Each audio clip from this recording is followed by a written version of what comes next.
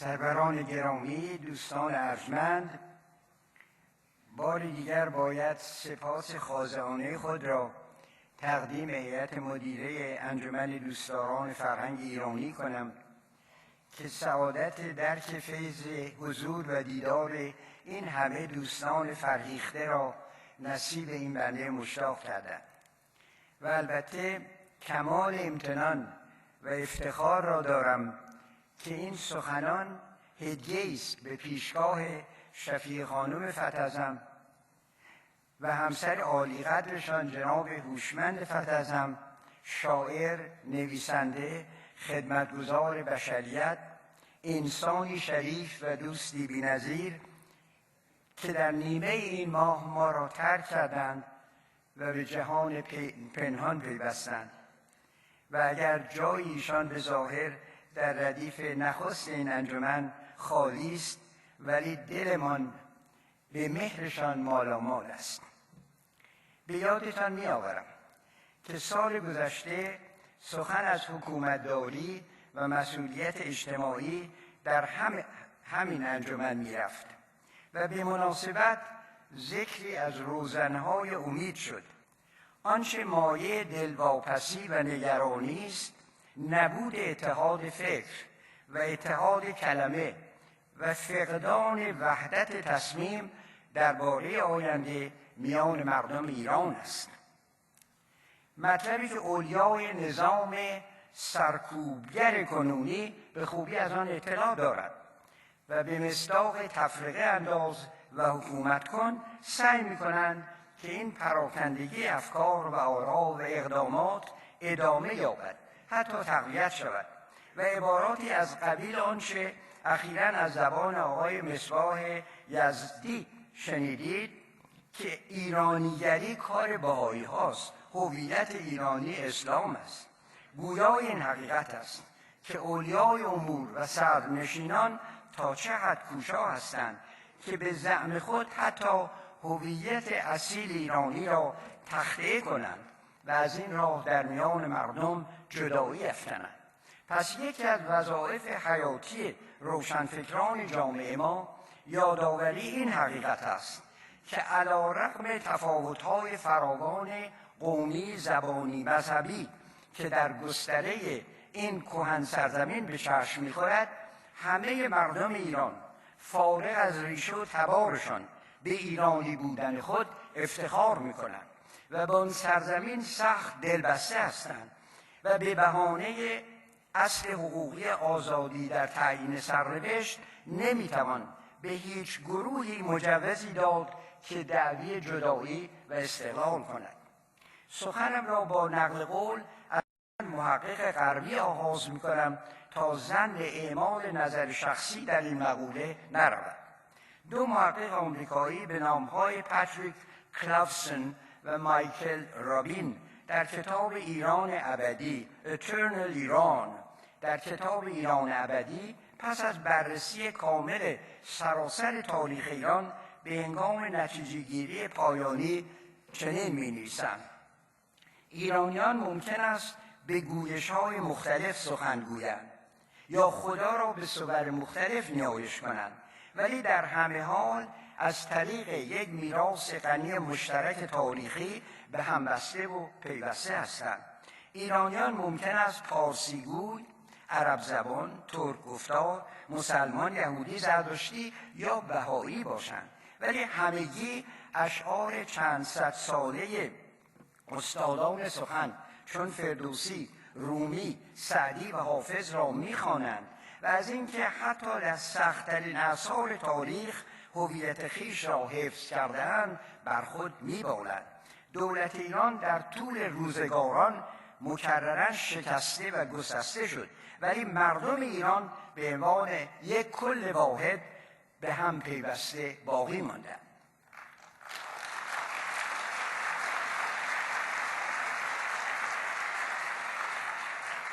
مؤلفان اضافه می‌کنند که اکثر ایرانیان ریشه هویت ملی خود را به سابقه پیش از اسلامی خویش می‌رسانند، هرچند که این کار به مذاق ملایان حاکم خوش نمی‌آید. مؤلف دیگر خانم ساندرا مکی در کتاب ایرانیان، پارسی‌ها، اسلام و روح یک ملت با ارائه آمار تنوعات قومی، زبانی، مذهبی، عشیره‌ای به این نتیجه می‌رسد که شگفتی در آن است که این کثرت اقوام، زبانها و مذاهب مانع از آن نشد که حس شدید تعلق به هویت ایرانی در همه مردم ایران موجود باشد. همین ساندرا مکی به درستی گفته است که رستگاری جامعه ایرانی در این است که به وجهی از وجوه تنش و کشمکش میان هویت اسلامی و هویت ماقبل اسلامی خود را حل و منحل کند. دکتر احمد اشرف که یکی از وسیع‌ترین بررسی‌ها را درباره تحول هویت ایرانی در طی قرون کرده است، در جلد 13 ایرانیکا تصدیق می‌کند که با وجود قرائت‌های مختلفی که می‌توان در اعصار گوناگون از هویت ایرانی کرد، در این باره شبهه نیست که از یک طرف فرهنگ ایران از دوران قبل از اسلام و از طرف دیگر دین اسلام از 1400 سال قبل تا کنون پیوندی استوار میان ایرانیان نسلاً بعد نسل به وجود آورده. به گفته خود ایشان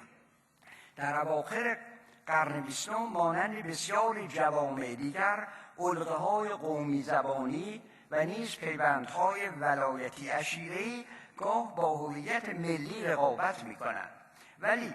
علی‌رغم این امر یک هوشیاری فرهنگی و تاریخی عمیق در باب تداوم تاریخ ایران به عنوان یک جامعه متمایز از بقیه در اندیشه ایرانی ریشه دارد و این هوشیاری عامل بسیار نیرومندی برای مواجهه و در نهایت غلبه بر جریانات تفرقه افکن تاریخ بوده و هست. یادآوری یک پژوهش سراسری که در مراکز ایالات مختلف ایران در سال 2001 صورت گرفته و در مقاله مذکور بدان اشارت رفته است مفید است که نشان می‌دهد 68% پرسش شدگان گفتند که برای هویت ایرانی خود ارزش خاص قائل هستند. ضمناً 92% کمسوادان احساس تعلق بیشتری را نسبت به هویت ایرانی خود ابراز داشتند. هوشیاری به این موضوع که ایران یک مجموعه فرهنگی مستقل و متمایز است در حکم زیربنای هویت ایرانی است و در قلب عنصر فرهنگی ادبیات فارسی و خصوصاً شعر جای دارد که حتی توده مردم از طریق نقالان و شاهنامه‌خوانان شنیده و بر آنها دل نهادند. دکتر محمد علی اسلامی ندوشم در کتاب دیروز امروز فردا میگوید مسئله قومیت در ایران یک مسئله جدید است و رنگ سیاسی دارد. تا 60 سال پیش موضوع کرد و بلوچ غیران به صورت کنونی مطرح نبود. زبانهای محلی از قرنها پیش بودند و کسی به فکر نمی افتاد در آنها اختلافی ببیند. مذهب و آداب و رسوم زندگی هم همینطور. آنچه از زمانهای دیرین مطرح بوده و واقعیت عمیقی داشته موضوع ایرانی بودن است، یعنی واجد فرهنگ و تاریخ و آرزوهای مشترک بودن. ترک و کرد به همان اندازه در آبادانی و ویرانی و رنج و شادی ایرانی شریک بودند که اصفهانی و خراسانی و شیرازی. ایرانی جز این راهی ندارد که بر مشترکات مثبت خود تکیه کند. شاعران نیز که همدل و همراه مردم غالبا زبان احساس آنها هستند، در اشعار خود چه به فارسی چه به کردی چه به آذری رنگارنگی سرزمین و تنوع قومی سکنه آن را بسیار ستودند که 3 نمونه فارسی آن یکی حماسه خاک اثر دکتر محمد استعلامی است و دیگری اشعار به شیوه نو از بانولوبت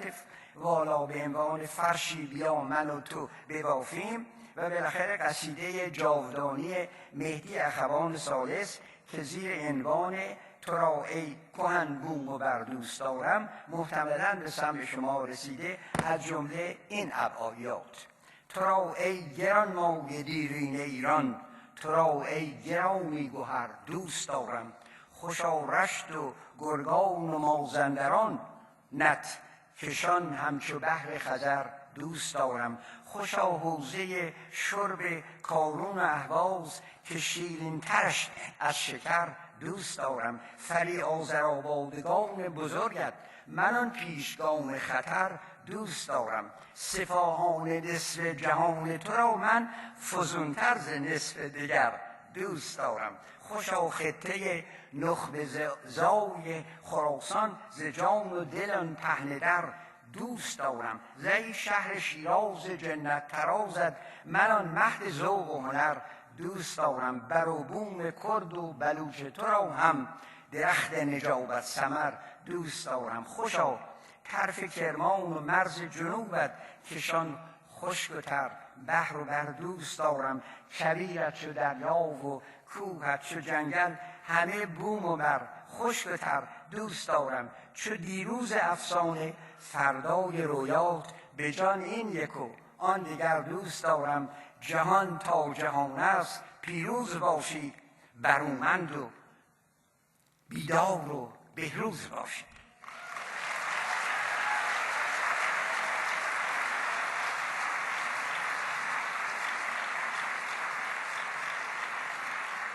چنانکه تورج امینی در مقاله‌ای راجع به تنوع قومی در ایران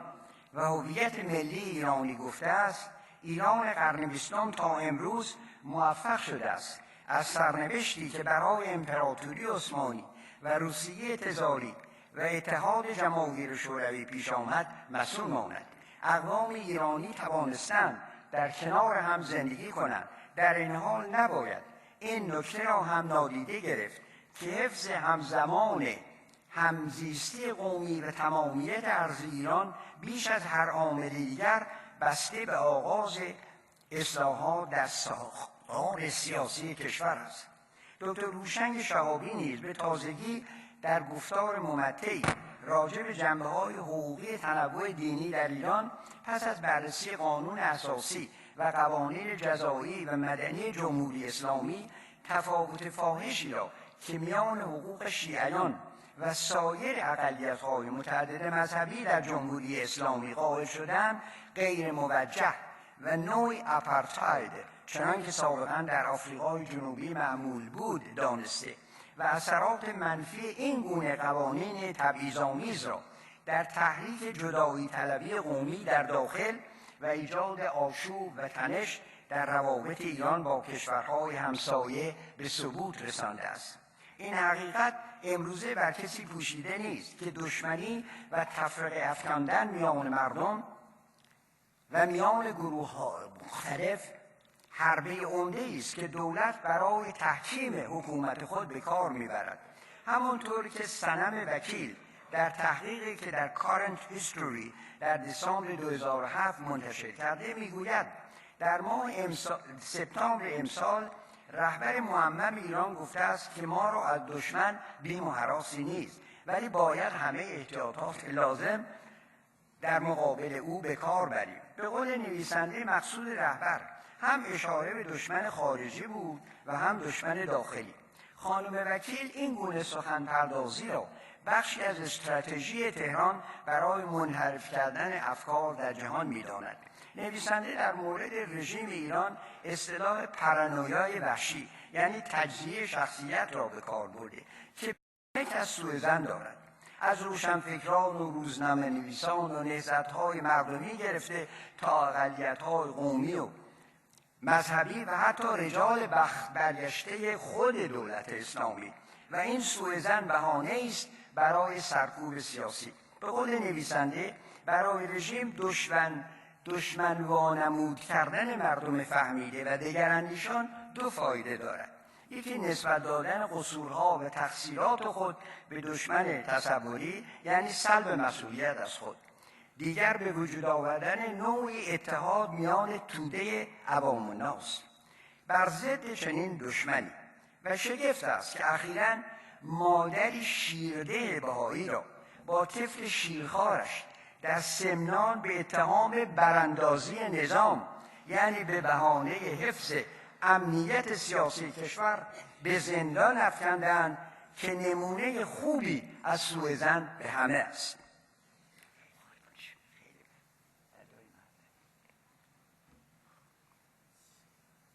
در این مورد اشاره سریع هم باید کرد به کتاب ارزشمند دکتر عباس امانت و همکاران دانشگاهیشان که زیر عنوان ایران در رویارویی با دیگران، ایران فیسینگ آدرز، سال قبل نشر شده و در آن به تشریح نوعی پارانویاک که اولیای امور جمهوری اسلامی بدان مبتلا هستند پرداخته است. تأکید شدید جمهوری اسلامی از یک طرف به دشمن خارجی یعنی غرب و به خصوص آمریکا و صهیونیسم است و از طرف دیگر بر دشمن داخلی چه مذهبی چون بهایی، سنی، صوفی، وهابی و چه سیاسی چون منافقین و فتنه یعنی مجاهدین خلق و نهضت سبز و در این میان بهاییان بیش از همه مورد حمله هستند چون هر دو وجهه را دارند، هم غیر مسلمانند و هم عمال دشمنان خارجی اهم از شناخته و ناشناخته محسوبند و این هم حیله دیگری است که حضرات اولیای مملکت برای اینکه بار دیگر ایرانیان هویت خود را از برخورد خصمانه با دیگران بازیابند اختیار کردند، در حالی که هویت اسلامی که می‌خواستند برای همه ایرانیان علی رغم تنوعات قومی و فرهنگی به وجود بیاورند موفق از کار در نیامده است و مردم برای خود هویتی جدا از هویت تحمیلی دولت قائلند. با فشردگی وقت ذکر انواع مدارک درباره علاقه شدید گروه‌های قومی و زبانی به حفظ هویت ملی خود مقدور نیست. فقط به ذکر یک مطالعه علمی اکتفا می‌کنم در مجله میدلیست جورنال در همین سال 2013 جلد 67 به قول محققی به نام دکتر مراد گربنیکوف نشر شده و می‌نویسد که اقلیت آذری آذربایجان با وجود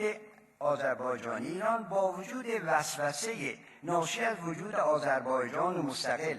و علی‌رغم ناراحتی‌هایی که از رژیم اسلامی کشیدند به دولت مرکزی خود یعنی ایران وفادار باقی ماندند. پس به گمان من در تمایل طبیعی اقوام مختلف ایران به همزیستی شبهه جایز نیست، اما مسلماً نظام سیاسی مملکت هم باید مشوق و مروج این همدلی و همبستگی باشد، در حالی که متاسفانه اطلاعات مبسوط مندرج در 2 جلد کتاب ایران امروز ایران تودی تألیف مهران کامروا و منوچهر درج که در سال 2008 منتشر شده حکایت از آن می‌کند که دولت اسلامی مکرراً درگیری‌های سختی با کردها، بلوچ‌ها، ترکمن‌ها و محتملاً اقوام دیگر داشته و از ظلم و سرکوب آنها هیچ مضایقه‌ای ننموده است. این تفرقه افکنی میان مردم تا حدی از قانون اساسی جمهوری اسلامی نشأت می‌گیرد که بنیاد تبعیض میان ایرانیان شیعه و غیر شیعه، میان مرد و زن را تصریح و تثبیت کرده است و تبعیضات ناروای عملی رژیم به نفع دستاربسران، سپاهیان انقلاب، بسیجی‌ها، مزدوران حکومت و دیگر اعوان و انصارشان آن اختلاف افکنی را تقویت می‌کند و اکنون بدآموزی کتب درسی و خطابه‌های وعاظ دین این جمله را باز تشدید کرده. سخنانی که نه فقط بدبینی و حتی کینه‌توزی نسبت به خارجیان را دامن زده، بلکه در نفی ارزش هویت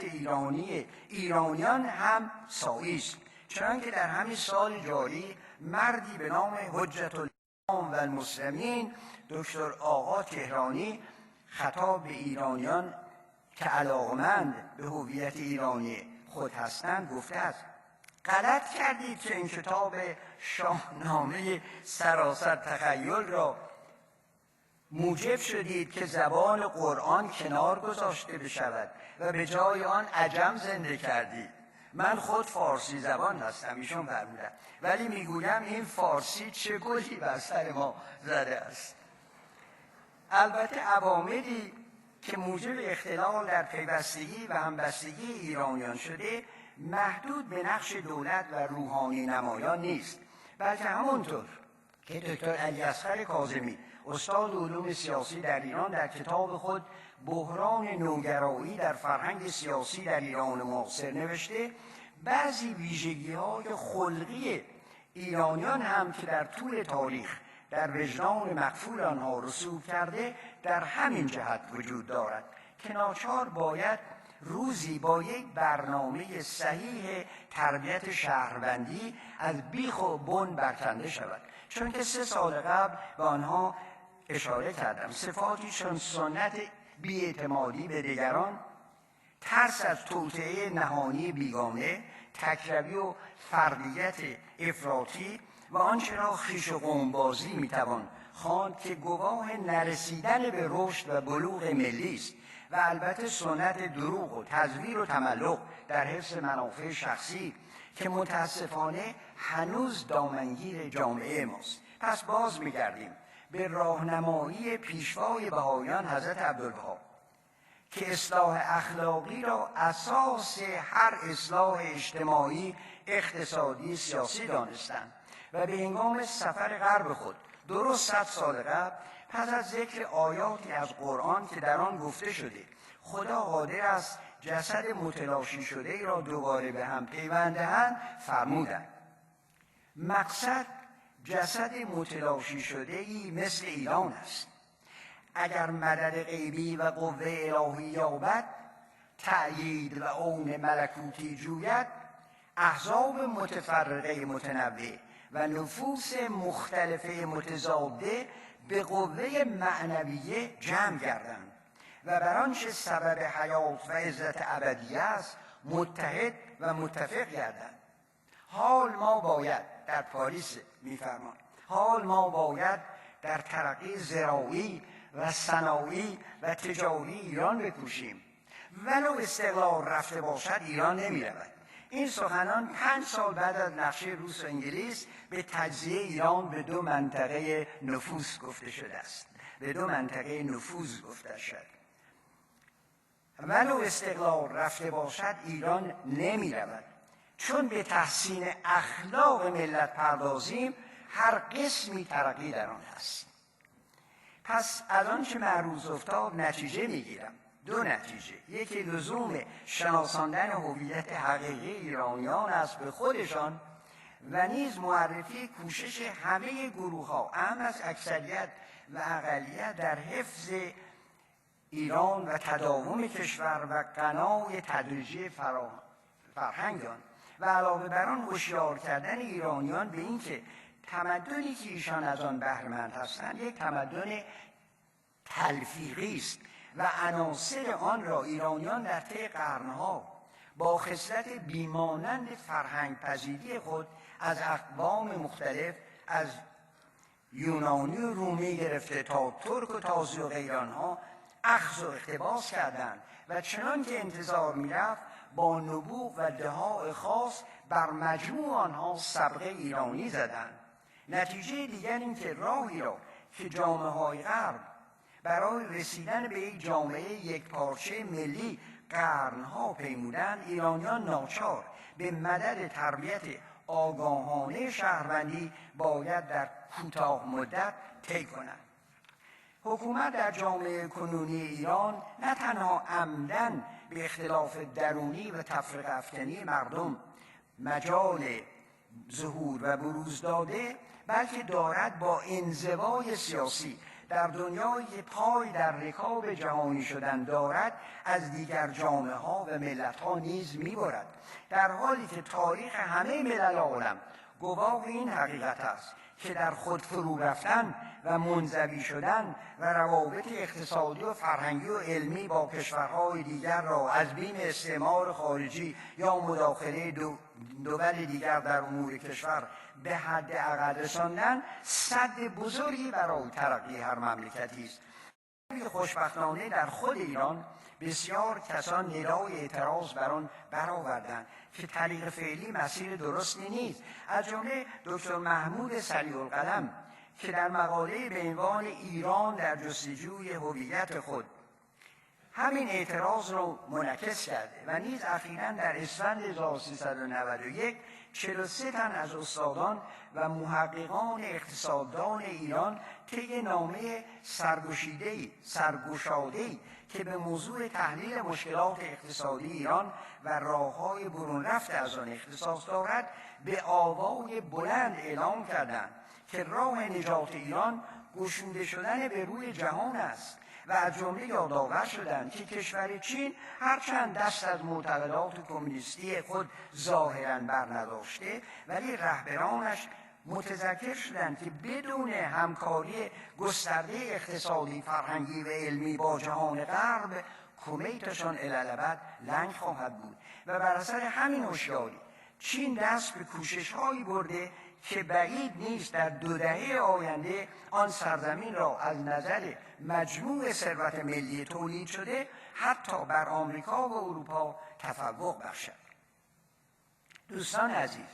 چون نیت ما و شما و هدف این اجتماع تبادل نظر در کیفیت ساختن ایران فرداست، لذا باید مانند هر بنایی که بخواهند آبادان کنند نخست به طرح یا مدل آن بیندیشیم. البته غافل از آن نیستم که پیشبینی آینده کاری بس دشوار است، از جمله به علت غیرمنتظر بودن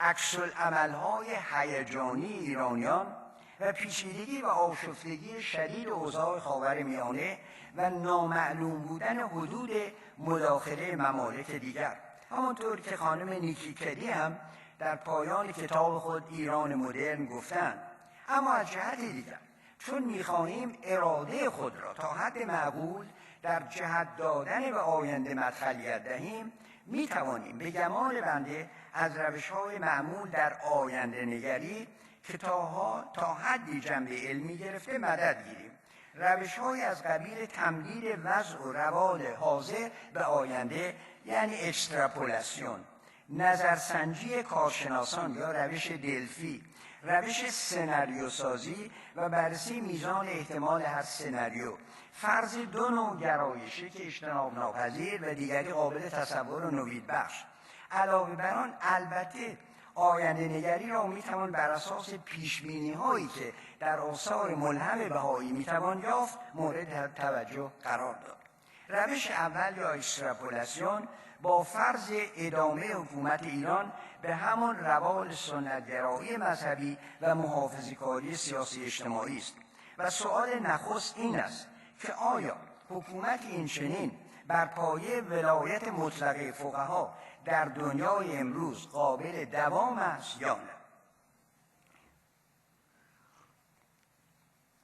از کتب تحلیلی خوبی که در ارتباط با این زمینه منتشر شده کتاب خانم ونسا مارتین است زیر عنوان آفرینش یک دولت اسلامی، خمینی و ایجاد یک ایران جدید. مؤلف در این کتاب با نکته‌سنجی خاصی یادآور شده که بنیانگذار جمهوری اسلامی به شهادت آثار خودش مطلقا نظری روشن و دقیق درباره آنکه دولت اسلامی چگونه باید باشد قبل از وقوع انقلاب نداشت و خیلی پیش از آن که به فکر ولایت فقیه افتد تنها توصیه‌اش این بود که حکومت با مشورت و معاضدت اصحاب شریعت اداره شود، یعنی روحانیون نقش ناظر و مشاور را در اجرای احکام اسلامی داشته باشند و نه نقش تصدی یعنی مملکت‌داری را. اما وقتی نظریه ولایت فقیه را پذیرفت به گمان این بنده به تقلید از کسانی چون مولا احمد نراقی، شیخ فضلالله نوری، کاشف الغطا و در زمان خودش آیت الله منتظری در نطق‌های مکرر خود نخست در خارج و بعد در داخل مملکت برای حکومت اسلامی 5 هدف قائل شد که عبارت باشند از اول برقراری عدالت اسلامی که بیشتر مقصودش از آن توزیع عادلانه ثروت ملی بود، دوم پایه‌گذاری زندگی مردم بر اخلاقیات، سوم استقلال ایران مانند سایر کشورهای مسلمان از هر نوع مداخله خارجی، چهارم اتحاد جمعیت‌های اسلامی در همه جا برای شکست استعمار به اصطلاح ایشان، پنجم امتناع از پذیرفتن تمدن غرب و مظاهرش بر اساس اعتقاد به آنکه این نوع فرهنگ پذیری دارای تأثیرات سوء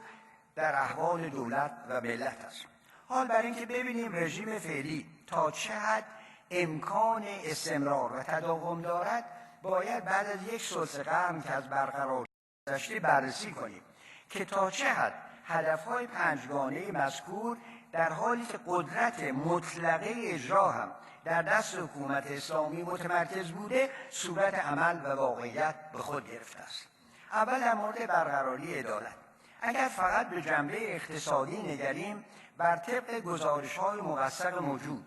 در ایران اسلامی به خلاف اکثر کشورهای جهان طبقات متوسط ضعیف‌تر و نحیف‌تر شدند و به عکس ثروت‌های بادآورده در دست اصحاب شرع و دولتیان و بنیادهای مذهبی و دولتی و اعوان و انصارشان متمرکز شده. فساد و اختلاس و سرقت اموال عمومی و انتقال سرمایه‌های مسروقه به خارج مملکت به حد اعلا رسیده، در حالی که فزون از نصف جمعیت در زیر خط فقر مطلق به سر میبرد. دوم، از عدالت قضایی چه میتوان گفت؟ چون در هیچ زمانی از تاریخ آن سرزمین این همه بیداد و بی‌توجهی به قوانین، محروم کردن افراد متهم از حق قانونی دفاع و اجرای مجازات قبل از محکومیت و کاربرد خشونت وحشیانه در تنبیه متهمین و صدور احکام غیر موجه اعدام که ایران را مانند چین در رده بالای جهان قرار داده و زندانی کردن اطفال و تجاوز به دختران اسیر در زندانها هرگز دیده نشده است. احمد شهید، گزارشگر ویژه سازمان ملل متحد در امور حقوق بشر که سالها در کشورش جمهوری مالدیو سمت وزیر امور خارجه داشته، در 4مین گزارش خود که در آغاز مارس امسال در 77 صفحه منتشر شده، مقامات ایران را به نقض مستمر حقوق بشر متهم کرده و از جمله از اعدام دست کم 487 نفر در سال 2012 میلادی خبر می‌دهد و نیز از ادامه شکنجه در زندان‌ها و فقدان فضای آزادی سیاسی در مملکت و نقض گسترده حق آزادی بیان و آزادی اجتماعات احزاب و بازداشت وسیع روزنامه‌نگاران، حبس وکلای دادگستری، نقض حقوق بهائیان، مسیحیان، دراویش و اقوام بلوچ و کرد و اعراب اهواز. در مورد پایه‌گذاری حیات مردم بر اخلاقیات کافی است که گزارش خود کارشناسان امور در ایران را نقل کنم که از جمله در نامه سرگشاده استادان و متخصصان اقتصاد مورخ اسفند 91 که بدان اشارت رفت چنین آمده است، عین عبارات اونهاست: با تشدید بحران بیکاری و تورم در اقتصاد شاهد زوال اخلاق اجتماعی در کشور بودیم. افزایش نرخ طلاق، فحشا، دزدی، اعتیاد، جرم جنایت پیامد طبیعی گسترش فقر و نابرابری توزیع درآمد در جامعه است. نرخ طلاق در کشور از 3% در سال 83 به 13% در سال 88 رسیده است و میزان طلاق در ایران 8 برابر متوسط جهانی است. همچنین تعداد معتادان کشور 2 میلیون نفر گزارش شده است و گرایش خطرناکی در استفاده روزافزون از مواد مخدره صنعتی جدید در میان جوانان پدیدار شده است. امروز حدود 10 میلیون نفر در زیر خط فقر به سر میبرند. حکومت به جای ریشه یابی این وضعیت نابسامان و چاره‌جویی برای آن، از یک سو به کتمان واقعیات موجود روی آورده و از سوی دیگر به برخوردهای موردی دستوری و خشن متوسل شده است. بر آنچه رفت باید غارت اموال مردم و خزانه ملت توسط اعضای مقتدر رژیم را یادآور شد و متذکر گردید که جرم و جنایت تنها محصول فقر و بیکاری یعنی اضطرار نیست. هدف سوم انقلاب استقلال ایران از هر نوع مداخله خارجی بود. اگر این مقصود حاصل شده باشد، با چنان انزوای سیاسی ترس و وحشت از همکاری با دول دیگر، بیم از صراحت و صداقت در روابط بین‌المللی همراه است که معلوم نیست چگونه میتوان آن را خدمتی به جامعه دانست، خصوصاً که متکی است بر نوعی ملیت پرستی کاذب که نمونه‌اش اهتمام مزورانه برای دسترس یافتن به نیروی هسته‌ای است، به هوای قدرتمندی ایران که خانم مهرانگیز کار در بارش به درستی گفته است. تعادل که حکم عقل است، از گفتار و رفتار مدیران رخت بربسته است. یکی میگوید قطعنامه‌های بین‌المللی کاغذپاره است، یکی میگوید ناوگان‌های آمریکا در خلیج فارس آهن‌پاره است.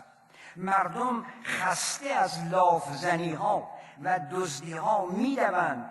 دنبال لقمه نان و تکه گوشت تا لبخندی بر لبان فرزندانشان بنشانند. عقل بر اقدامی که زیانش بیش از منفعت است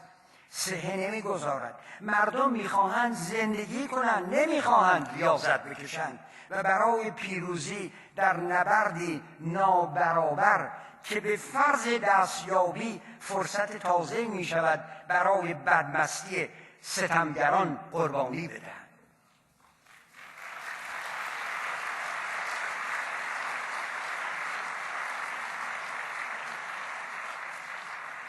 درباره هدف چهارم یعنی سودای اتحاد عالم اسلام، مطالعه تازه از یک پژوهشگر ارشد مرکز ملی تحقیقات فرانسه به نام استفان دودوانیون که اخیراً در کتاب ایران و چالش‌های قرن بیستم ایران and the Challenges of 21st Century چاپ شده، در زمینه ارتباط میان ادیان و مذاهب در ایران به طور مفصل از برخوردهای سخت میان شیعه و سنی در دوران بعد از انقلاب اسلامی سخن میگوید و میگوید قتل عده‌ای از شخصیت‌های طراز اول سنی در این سالها به دست شیعیان روی داده و اظهار می‌دارد که شدت این برخوردها خصوصاً در سال معروف 2009 نمودار شد و متذکر می‌شود که خطر یک تصادم نظامی شدید بین پیروان دو مذهب اسلامی در آینده محتمل و قابل پیش‌بینی است. بالاخره هدف پنجم یعنی امتناع از پذیرش تمدن غرب به بهانه اثرات سوء احتمالی آن، یعنی مطلبی که آقای خمینی در اظهارش مبتکر نبود بلکه مثل سایر افکارش آن را از متقدمانی که نامشان شناخته است به عاریت گرفت، از جمله اندیشه‌های خامی است که نه امکان تحقق دارد و نه به مصلحت ایران است. باید متذکر بود که نسل جوان ایرانی در همه پرسی‌ها و به صور دیگر علاقه خود را به همان تمدن غرب آشکارا اظهار داشته و سالی بین 150 تا 180 هزار جوان ایرانی خصوصاً تحصیل کردگان مدینه فاضله اسلامی را می‌گذارند و به همان تمدن که آقا مردود می‌داند مشتاقانه پرواز می‌کنند و در خود کشور هم نبود آزادی سبب شده که شبکه‌های زیرزمینی به وجود آید که به جای اقتباس از جنبه‌های فاخر فرهنگ غرب دست به تقلید فرهنگ منحط لس آنجلسی زدند، چنان که اخیراً فیلم مستند راپرز حکایت از آن می‌کرد. حاصل کلام آن که جمهوری اسلامی به هیچ یک از اهداف خود نرسیده و آوای ورشکستگی آن از همه سو بلند است و ناچار ادامه چنین نظامی در آینده معقول نخواهد بود. نظامی که شعرای شیرصفت ایران از نقدش کوتاهی نکردند، مثل هیلا صدیقی که با همه ممانعت‌ها از آزادی کلام در یک مجمع ادبی در تهران فریاد کرده است: اینجا قلم و حرمت و قانون بشکستند، با پرچم بیرنگ در این خانه نشستند، پا از قدم مردم این شهر گرفتند، رأی و نفس و حق همه با قهر گرفتند، با دست سبتبر سینه این باغ دریدند، مرغان امید از سر هر شاخه پریدند، از هیبت تاریخیش آوار به جا ماند. یک باغ پر از آفت و بیمار به جا ماند، از مملکت فلسفه و شعر و شریعت جهل و غضب و غفلت و انکار به جا ماند. فرسود هوای وطن از بوی خیانت، از زهر دروغ و طمع و زور و اهانت.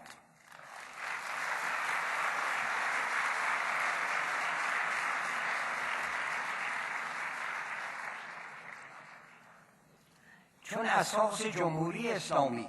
بر فرضیه ولایت فقیه است، بی مناسبت نیست که یکی از تازه‌ترین مطالعات در این مورد را که مدیون پروفسور حمید مبانی استاد مطالعات اسلامی در دانشگاه کلارمونت کالیفرنیا و در مجله بهار 2013 در میدل ایست جورنال چاپ شده به استدارتان برسانم. استاد مطالعات اسلامی میگوید تئوری حکومت فقها جامعه هیچ مبنای درست فقهی و شرعی ندارد و پیشبینی آیت الله منتظری که میگفت اندیشه ولایت فقیه منجر به استبداد مطلق مذهبی خواهد شد عیناً تحقق پذیرفته است. بر اساس معتقدات صحیح اسلامی در جامعه مسلمان احدی بر دیگری ولایت ندارد. تنها اختیارات مطلقی که فقه برای فقها قائل شده در امور حسبیه است و امور حسبیه محدوداً به اداره امور و اموال کسانی که فاقد قیم هستند، یعنی ضعفا و افراد ضعیف العقل. پس امر ولایت به فضای فردی محدود است و نمیتواند شمول اجتماعی داشته باشد. ضمناً اگر فقها در غیبت امام 12 باید نقشی در جامعه ایفا کنند، آن با وکالت مردم خواهد بود و نه به نیابت امام. یعنی در هر مورد مردم باید به آنها رأی دهند و آنها هم جوابگوی در برابر مردم باشند. باید یادآور شد که ندا، بنده اضافه می‌کنم، بر ضرورت محدود کردن قدرت فقها و برقراری حاکمیت مردم از جانب بسیاری از علمای شرع در خود ایران طنین انداز شد که البته به گوش اولیای حکومت اسلامی نرفت. کسانی چون آیت الله محمود طالقانی، محمد کاظم شریعت مداری، صالح نجف آبادی، آیت الله منتظری و حائری یزدی و دیگران که همه تصدیق کردند که ادعای آقای خمینی به اینکه فقیه صاحب صلاحیت دارای همان قدرت و اختیار و سندیت پیغمبر و ائمه اطهار است، انحرافی از سنت‌ها و معتقدات اصیل مذهب شیعه است. یادآور می شود که دکتر هما کاتوزیان در اثر خود پرژنز به سال 2009 متذکر شده است که آیت الله حائری یزدی مرحوم استدلال می‌کرد که حکومت در اسلام متکی بر وکالت است نه ولایت. آقای محسن کدیور هم از 10 حدیث منسوب به حضرت محمد و ائمه اطهار که در توجیه اصل ولایت نقل شده 8 مورد را مخدوش می‌داند و غیر معتبر و بقیه را هم نامربوط و غیر مکفی. بر آنچه مذکور شد مناسب است که شهادت یکی از بازیگران سابق همین نظام کنونی ولایت فقیه را که ماهی گذشته نشر شده برای شما نقل کنم. آقای احمد سلامتیان که خود روزی در همان جمهوری اسلامی معاون وزارت امور خارجه بوده است، در مقاله‌ای که به تاریخ 12 جولای امسال در روزنامه فرانسوی لوموند چاپ شده می‌نویسد که سیستم ولایت فقیه ترکیب غریبی است از ادعای جمع میان حاکمیت خدا و حاکمیت مردم. اولی از طریق اعمال نظارت بر همه امور از طریق ارگان‌های متعدد و دومی از طریق یک قانون اساسی و رأیگیری عمومی و انتخابات گاهگاهی. دعوی این رژیم آن بود که آمیختگی کامل میان دین و سیاست ایجاد کند و دین را نوعی ایدئولوژی سیاسی سازد. اما 34 سال اعمال قدرت از جانب اسلامیون در ایران نشان داد که حکومتداری بدین گونه موجب جریاناتی است که به کلی از حیطه منطق دینی خارج هستند. خود آیت الله خمینی ناچار شد در سال 1985 اعلام کند که با دادن اولویت به حفظ منافع و مصالح حکومت اسلامی ناچار دولت اسلامی باید قوانینی وضع کند و رفتاری پیش گیرد که در تضاد و تناقض با احکام دینی است. نتیجه خلط سیاست و دین این بود که حتی اسلام و اصول جزمی و آداب و مناسک آن و نیز سلسله مراتب روحانیون شدیداً دولتی شدند و تشیع تبدیل به یک دین عرفی در خدمت قدرتی بهره‌مند از درآمد بی‌حساب نفت شد. باز در دنباله مقاله می‌خوانیم که در طی 34 سالی که بر این نظام گذشته، جامعه ایران دستخوش تحولات مهمی شده، از جمله تعداد مدارس عالی دانشگاهی 10 برابر شده و در حالی که جمعیت فقط 2 برابر شده، شمار تحصیل کردگان عالی به 10 برابر رسیده است و در نتیجه تضاد و ناسازگاری میان جامعه و قدرت بیش از پیش نمودار شده است. دیگر رژیم نمیتواند به تظاهر به دموکراسی با ترتیب دادن انتخاباتی تحت کنترل شدید اکتفا کند. پس ناچار دولت 2 راه بیش در برابر خود ندارد: یا آنکه بازی دموکراسی را به جد گیرد و یا آنکه به ملاحظات امنیتی و نظامی خود سر به قدرتی نظامی سپارد. به قول آقای سلامتیان، مردم در ایران امروز جز این آرزو ندارند که به این کابوس هولناک خاتمه دهند تا هم روحانیت دینی خود را نجات دهند و هم موجب بقای سیاسی کشور گردند. حالا فرض می‌کنیم که حکومت اسلامی حالتی اصلاح‌گرای به خود گیرد،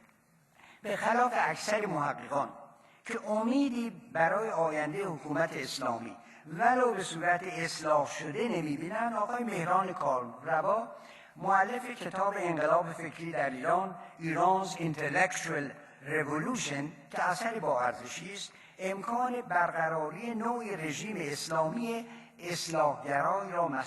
مردود نمی‌داند. به قول ایشان، چنین رژیم اصلاح طلبی مورد تایید متفکرانی چون عبدالکریم سروش، محسن کدیور، مجتهد شمس‌الدین و شاید جمعی از افراد طبقات متوسط است. بنده در پاسخ ایشان به اثری از محقق به نام دانشگاهی دکتر محمد رضا جلیلی اشاره می‌کنم که در وسط 2 دوره ریاست جمهوری آقای محمد خاتمی کتابی نشر کرد به نام ایران اندیشه واهی اصلاح طلبی، ایران ایلوزیون رفرمیست،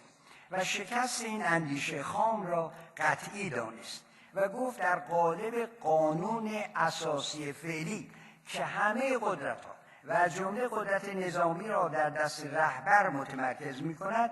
موفقیت اصلاح‌گرایی امکان ناپذیر خواهد بود. و دیدیم که حق با ایشان بود. این که به قول آقای کامروا برخی طبقات متوسط در ایران می‌خواهند دین و مدرنیته را با هم جمع و تلفیق کنند، آرزوی محال است. به راستی چگونه می‌توان جامعه مدنی را که پایگاه دموکراسی به وجود آورد وقتی مذهب شیعه بین مرد و زن خودی و بیگانه، آزاد و برده، این همه تفاوت حقوقی قائل است؟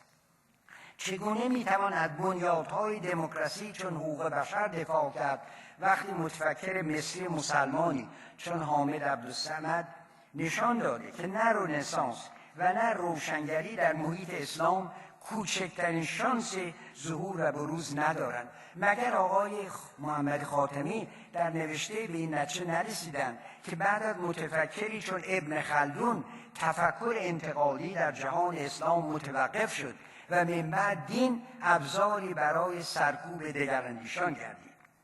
اضافه کنم که باز به گفته دکتر جلیلی، آقای محمد خاتمی کوشید که اصلاحگری را از درون سیستم انجام دهد، در حالی که خود ایشان اسیر منطق سیستم بود که ملزم به حفظ قدرت خویش است و البته این سیستم تا آن حد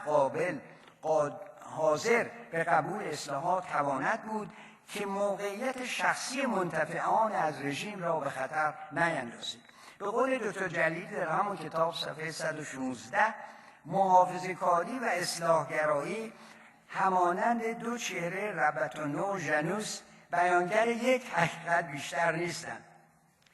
و آن اینکه بازیگران صحنه سیاست هر دو نقش را نوبت به نوبت بازی می‌کنند تا به هدف خود که همان تمدید زمانی قدرت است بتوانند رسید. علاوه بر اون نبود یک جامعه مدنی قدرتمند که دولت را وادار به اجرای اصلاحات وعده شده کند، به قول دکتر جلیلی مشکل دیگری است که اصلاح پذیری رژیم و اصلاح گرایی اولیای رژیم را سخت دشوار می‌کند. در کنار متد اکستراپولاسیون و تمدید روالها و روش‌های گذشته حکومت به آینده، به نظر من تنها سناریوی مطمئن که لااقل در میان روشنفکران مورد قبول است و پیشنهادهای متعدد مربوط به قانون اساسی آینده و منشورهای از این گونه که در اینترنت ملاحظه کردید گویان آن است این است که به قول آقای دکتر رامین جهانبگلو بعد از موج سوم یعنی انقلاب اسلامی و جمهوری دینی که اکثر مردم را سرخورده کرده است، ناچار موج چهارمی در راه است که از چند سال قبل به حرکت در آمده و مدافع پلورالیسم مذهبی و سیاسی، اتکا بر عرف، فردگرایی و حرمت حقوق انسانی است و به اقوا احتمال پیروز خواهد شد. البته این نه بدان معنی است که دموکراسی غربی یا تجدد و مدرنیته به وجهی که تاکنون مجرا شده از هر عیب و منقصتی عاری است، اما به هر صورت هنوز تا امروز دموکراسی یا مردم سالاری بهترین شکل مملکتی شناخته شده است. ولو باید چنانکه در آثار بهایی میتوان ملاحظه کرد اصلاحاتی در نحوه اجرای آن به عمل آورد، نظیر ممانعت از بند و بست‌های انتخاباتی، ایجاد شرایط آزادی کامل انتخاب کنندگان، تأمین شفافیت بیشتر امور حکومت و تضمین موجبات احساس مسئولیت اولیای امور در مقابل مردم که متاسفانه جای بحث آن در اینجا نیست. یکی از پژوهش‌های مربوط به آینده نگری ایران که نتایجش در مجله فرانسوی کومانتر سال 2007 آمده، به طور ضمنی حرکت جامعه به سوی موج چهارم را حکایت می‌کند. این تحقیق که به صورت علمی انجام شده از روش مبتکرانه بهره برده که محتاج اندک توضیح است. در سال 2007 به تشویق سفیر سابق فرانسه در ایران، جامعه شناسی به نام آقای گیوم دموت مطالعه جالبی در زمینه آینده احتمالی ایران کرد. به مدد عکس‌ها، ویدئوها، تارنماهای کامپیوتری، نوشته‌های ایرانیان و از راه کاربرد روشی که خود آن را تحلیل سوسیوژنتیک را نامیده، با بررسی 9 ویژگی زندگی و رفتار ایرانیان و کوشیده تحولات آینده را پیش‌بینی کند. نتیجه عمومی این پژوهش آن است که تحول جامعه ایران در جهت مثبت می‌رود و به معنای مورد نظر آمارتیا سن، یعنی برنده معروف جایزه نوبل، که گوید تحول مثبت وقتی است که حرکت در مسیر بروز امکانات شکوفایی افراد است و این تحولی است که در ایران دارد سرعت می‌گیرد و نشانه‌های سگانه آن عبارت است چه هستند؟ اول، کاربرد وسیع تکنولوژی اطلاعات و مخابرات سریع و دسترس کثیری از ایرانیان به اینترنت، یعنی افزایش آگاهی عمومی. دوم، نوعی زنانی شدن جامعه، یعنی ترقی جامعه زنان از نظر تحصیلی و در نتیجه اطلاع فکری آنها و بهبود پایگاه اجتماعیشان که منجر به مشارکت بیشتر مردان در تکالیف خانگی شده است. سوم، توسعه حیات جمعی به صورت شبکه‌ای از طریق تلفن‌های همراه و به وجود آمدن فضاهای محرمیت برای درد دل با مردم و تظاهر به پیروی از مقررات تحمیلی دولت در عین حفظ استقلال روحی خود در باطن. بنابراین جامعه ایرانی بدون جلب سرکوب دولت در نهان راه خود را به سوی مدرنیته، حتی در شیوه لباس پوشیدن، در علاقه به موسیقی زیرزمینی، در توجه به هر برنامه تلویزیونی که در آن جلوه‌ای از سنت شکنی باشد ادامه می‌دهد. منتها مدرنیته با سابقه ایرانی و طریق درونی کردن بسیاری از ارزش‌های غربی مانند استقلال فکر و فردیت بدون تظاهر آن در فضای خارج. صفحات اینترنت و مطبوعات خارج گویای آن است که پیشبینی گیوم دموت و همکارانش در حرکت جامعه ایران، خصوصا جامعه جوان، به سوی دموکراسی امری متعین است و روز به روز بر شماره کسانی که از پشتیبانی گذشته خود نسبت به استبداد دینی نادم شدن افزوده می‌شوند که آقای محمد نوریزاد که بوسه بر کف پای کودک بهایی نهاد و آقای محسن ملباف که فیلم باغبان را تهیه کرد به عنوان نمونه‌های برجسته از این تحول در خور یاد کردن و ستایش است. اینک به روش آخرین آینده نگری که نگاه به آتیه ایران از طریق آثار ملهم بهایی باشد میپردازم که در مورد آن این سخن جناب نعیم صادق است که فرمود این که گفتی علامت حق چیست میکند حق هر آنچه میگوید. آثار بهایی نه در پیشبینی اوضاع آینده جهان ساکت است و نه در پیشبینی آینده ایران خاموش و محققانی که در این آثار تعمق کردند میدانند که بسیاری از پیشبینی‌های بهایی تاکنون تحقق عینی یافته، از سقوط سلطنت‌ها و امپراتوری‌ها، پیشبینی جنگ‌های جهانی اول و دوم، کاربرد نیروی هسته‌ای گرفته تا سیر عالم در جهت جهانی شدن امور و دلیلی نیست که بقیه آنها نیز روزی به وقوع نپیوندند. از جمله این پیشبینی‌هاست در مورد ایران تفکیک سیاست از دین، سلب قدرت از علمای شرق، استقرار حکومت مشروطه و پارلمانی، برقراری عدالت، باز آمدن اعتماد متقابل در روابط بین دولت و ملت، برگشت جامعه به فضای روح، فضای خرد و دانش، اعتبار یافتن مجدد ایران در قلمرو علوم و فنون و بازگشت افتخارات گذشته در حدی که به فرموده حضرت عبدالبها جمیع اقالیم عالم توجه و نظر احترام به ایران خواهند نمود و دولت ایران در جمیع بسیط زمین محترمترین حکومت خواهد گشت و ایران مأمورترین بقاع عالم خواهد شد.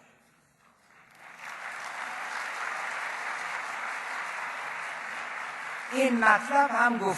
گفتنی است که در نامه‌های حضرت عبدالبها به یاران پارسی و زردشتی تبار آشکار است که تا چه اندازه ارزش‌های اخلاقی و فرهنگی که در ایران باستان و آیین زردشت معتبر بودند از دیدگاه بهایی نیز مورد توجه و ستایش است و از آن جمله است عشق به زیبایی و طبیعت،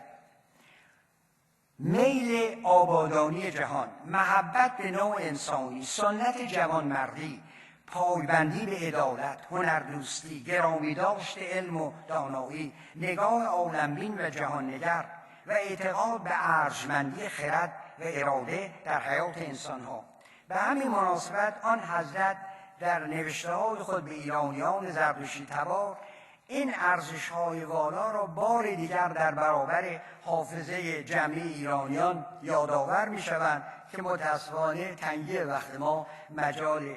یادآوری آنها را نمی‌دهد. در خطابات حضرت عبدالبها در مغرب زمین مکرراً موضوع لزوم اتحاد شرق و غرب و التیام مادیت و معنویت مورد تاکید حضرت واقع شده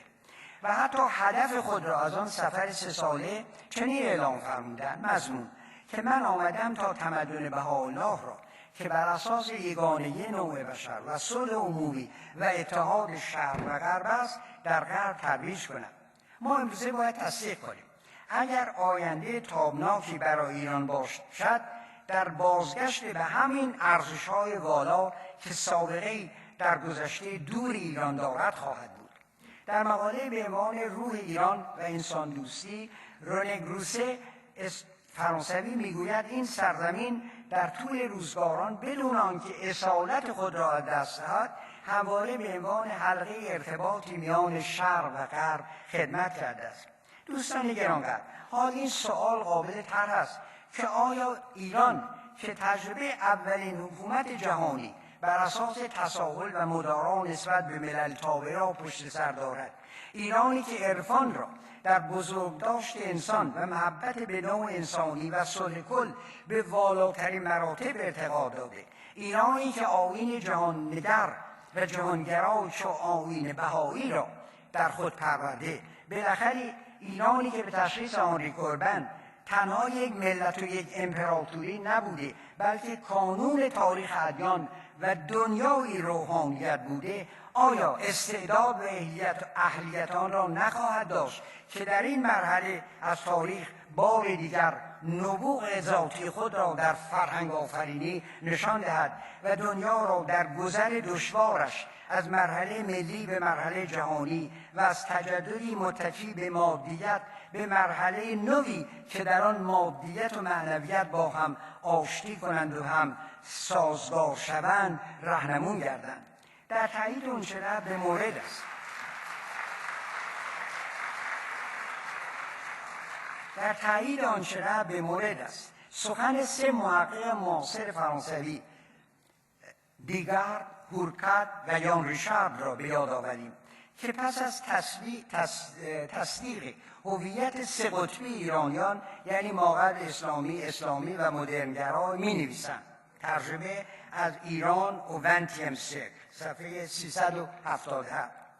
گوناگونی و تنوع عظیم کشور ایران از نظر قومی، زبانی، مذهبی، جغرافیایی و غنای میراث روستایی و عشیره‌ای، قدمت سنت‌های شهری، سرزنده بودن شهرها در حال حاضر، پرحیات بودن عقاید و عادات و آداب بازمانده از روزگار پیش از اسلام، پویندگی ادبیات فارسی، جوشندگی اسلام و بالاخره خصوصاً تجربه هضم و جذب ده‌ها فرهنگ دیگر در تمدن این سرزمین طی قرون متوالی آشکارا به این کشور امکانات و استعدادات ضرور را برای رویارویی با پدیده جهانی شدن و ایجاد یک فرهنگ مورد پسند عموم که قابل انتشار در ورای مرزهای آن دیار باشد اعطا کرده است. تاریخ ایران و فرهنگ دیرینش امکان ایفای چنین نقش وحدت بخشی را به ایران نوید می‌دهد. حال باید دید که همت بلند نسل امروز و نسل فردا چگونه آن را از حیز امکان به منصه ظهور در خواهد آورد.